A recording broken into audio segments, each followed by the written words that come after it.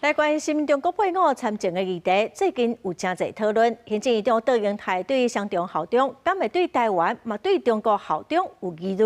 也毋过，国民党团提出的国际法的修法，今仔日反映一套，被教育委员会审查了。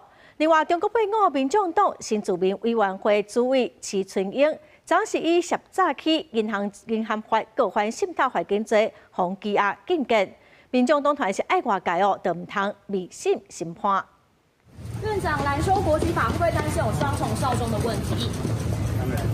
关于中配参选的问题，行政院长杜英台讲，若是双重国籍担任公职，有双重校长的疑虑，应该断然拒绝。不过，国民党团提出的国籍法修法，正定得到地区人民参选公职，无适用国籍法放弃国籍的规定，而被交付委员会审查。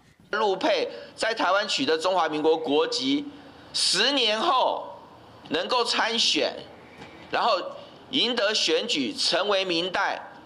这些都是陈水扁跟蔡英文任内的事啊，涉及到国家安全的问题哈，所以我们认为，这个时候任何人来修改这个国籍法的话，都是不恰当的了哈。特别是当中共对台湾有不断的武力统一，甚至于各种统一的企图的时候，朝野看法无同，一定会阁引起攻防战。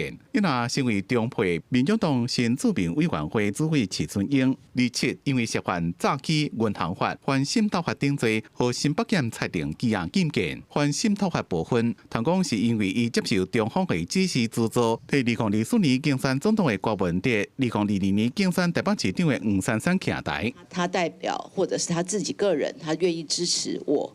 支持柯文哲主席，这是我觉得我们争取各界的支持。这是一个非常严厉的指控，说他接受指示、受人资助，这需要拿出具体的证据。我想在任何人没有被定罪之前，都是无罪推定。民众党团强调，在相关事情还未完整公布进前，各界无应该这么严厉指控、迷信审判，支持齐春英依法捍卫家己的权益。